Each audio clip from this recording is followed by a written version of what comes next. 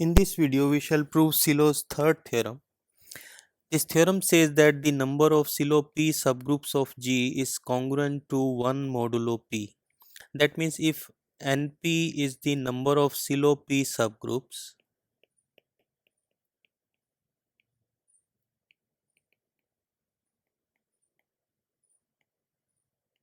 of G, then NP is congruent to 1 modulo P. That means P divides NP minus 1.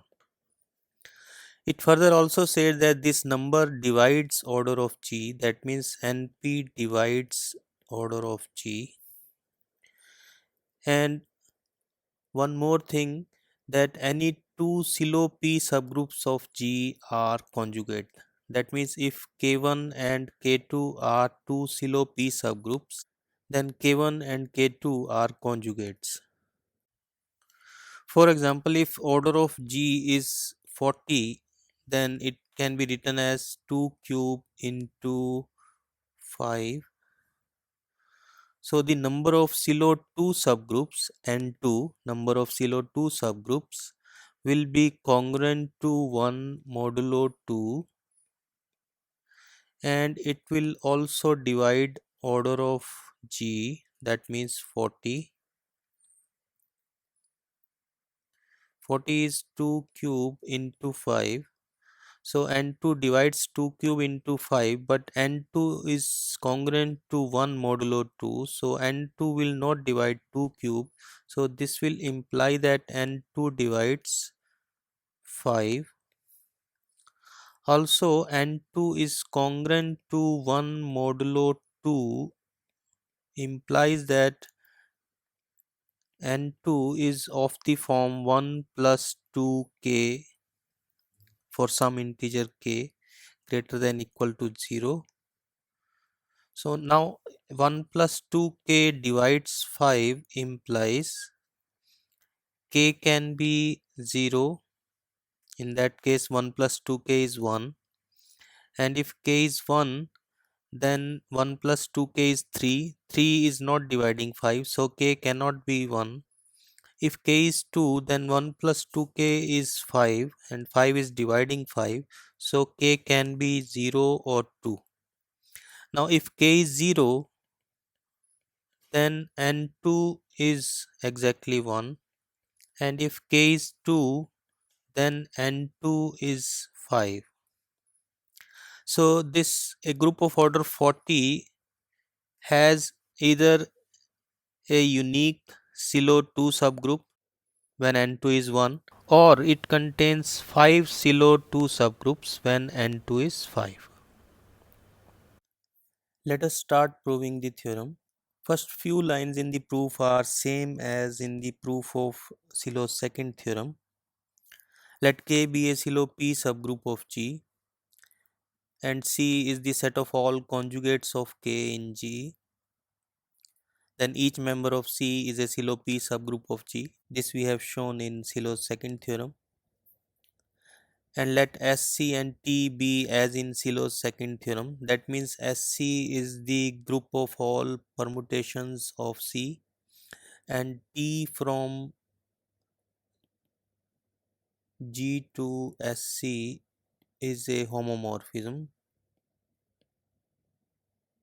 and it is defined by T of G to be equal to phi G, where phi G from C to C is 1 1 and on 2, and it is defined by phi G of Ki to be equal to G Ki G inverse.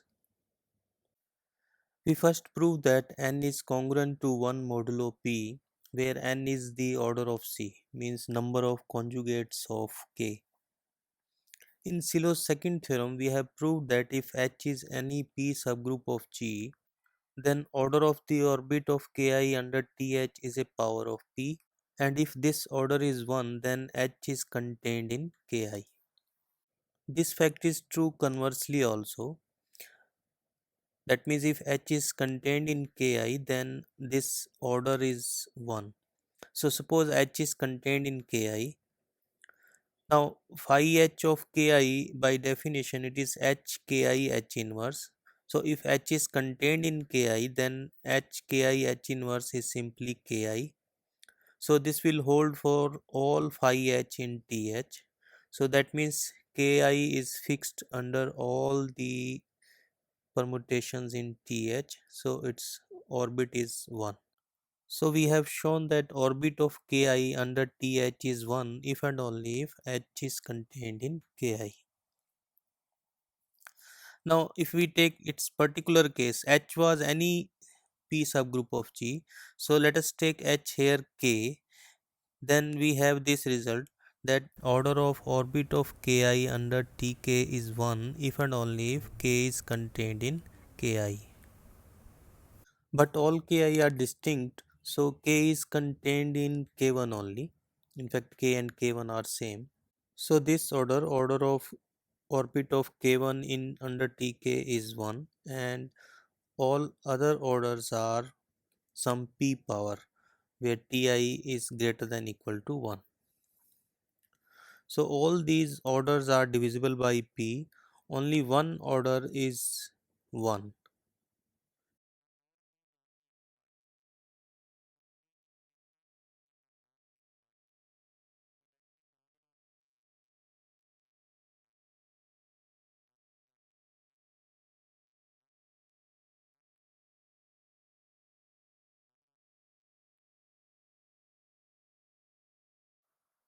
Now to prove that any two silo P subgroups of G are conjugate in G, we will show that every silo P subgroup of G belongs to C because C contains all the conjugates of K.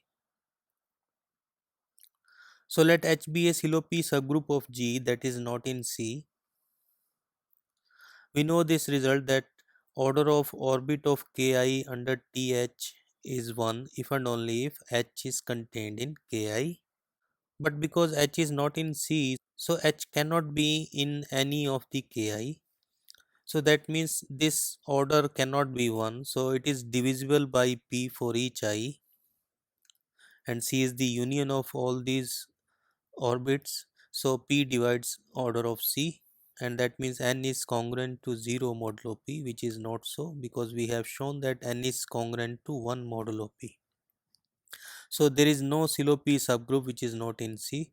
So all silo P subgroups are in C, and this shows that all silo P subgroups are conjugate. Now it remains to prove that N divides order of G. We know this result that the number of conjugates of K in G is equal to the index of Nk in G. Number of conjugates of K are N. So N is equal to index of Nk in G. This index is equal to order of G divided by order of Nk. So this implies order of G is N times order of Nk, and this shows that N divides order of G. This proves the Sillow's third theorem. This is an important corollary to Sillow's third theorem. This corollary says that a silo P subgroup of a finite group is normal if and only if it is the only silo P subgroup of G. So let H be a silo P subgroup of G.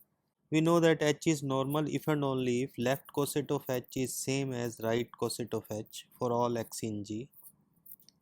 This condition is equivalent to x H x inverse is equal to H for all x in G.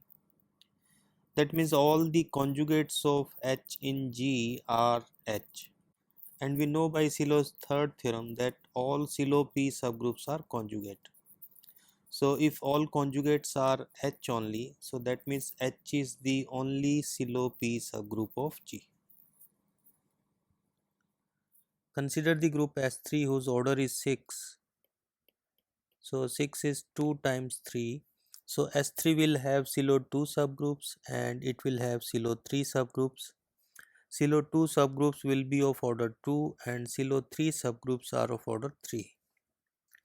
Now S3 has 3 silo 2 subgroups, namely H, K and L, and it has only one SILO3 subgroup M, which consists of these three elements. Since M is the only SILO3 subgroup, so M will be normal in S3 by Silo's third theorem, and it has three SILO2 subgroups and they will be conjugate to each other again by Silo's third theorem. You can check that if we conjugate H by the element 1 3, then we get the subgroup L, and if we conjugate H by element 2 3, then we get the subgroup K.